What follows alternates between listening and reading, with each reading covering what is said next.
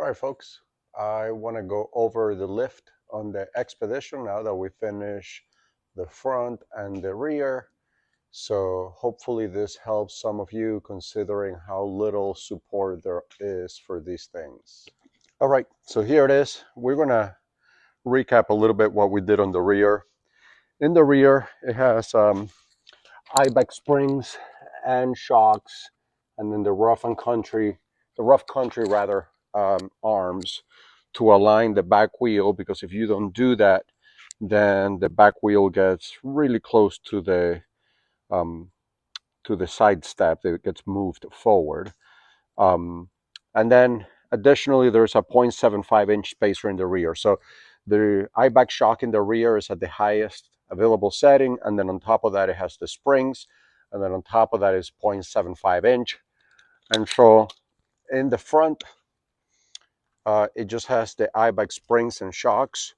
It is not in the highest setting. It's in the third groove out of 4. So technically you can go another ½ inch higher.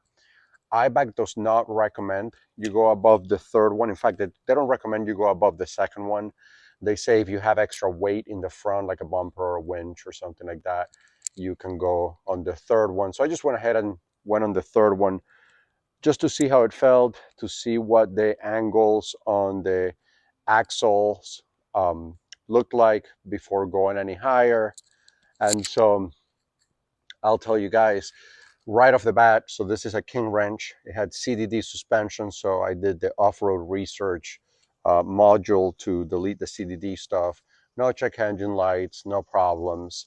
It does ride a little bit harsher than it did from the factory, but it's kind of weird. It rides harsher, but also plusher at the same time. It's like slow speed stuff is harsher, but high speed stuff, it's much better. I like the way it rides way better than it did with the CDD. The CDD was kind of erratic, especially on the highway. If you had to like switch lanes fast or whatever, it's like the suspension didn't react as fast as it should.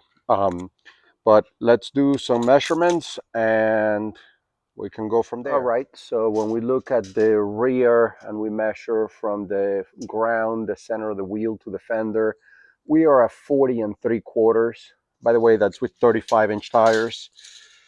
And then in the front, we are at 40. So the back is still 3/4 of an inch higher than the front. I'm probably gonna lower the back 1/4 of an inch, I think, but I want to hook up a trailer to it first and see how it reacts with the trailer, because it's kind of nice sometimes to have a little bit of that rake when you're towing.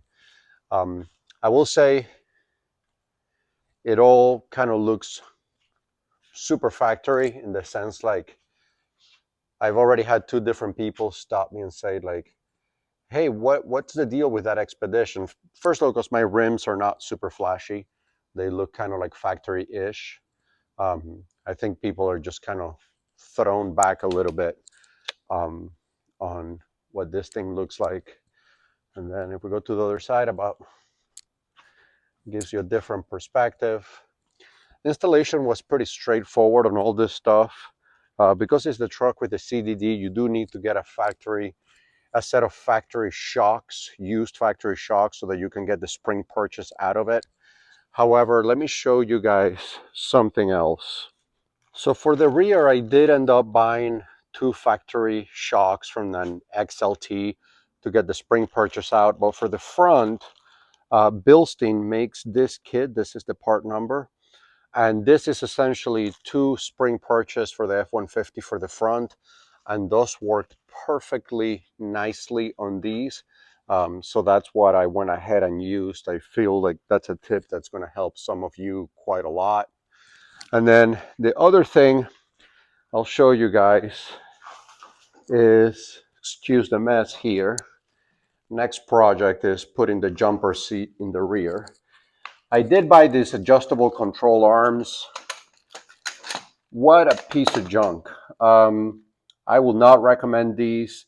So they're adjustable, which is supposed to be nice, but the problem is this adjustments can only be done with the control arm outside of the truck.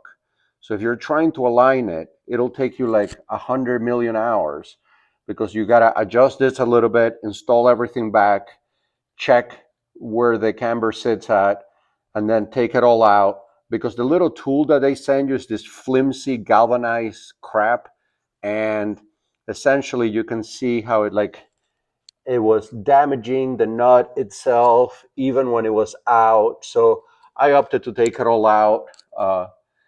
I think this is just a very bad product. I would not advise anyone get this.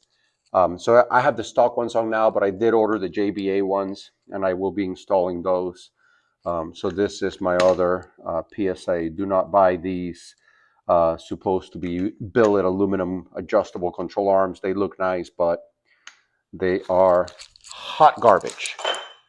And then the last thing I wanted to show you guys, I don't know if we'll get a good view. Let me get my flashlight actually. So the last thing I wanted to show you guys is some of the angles here.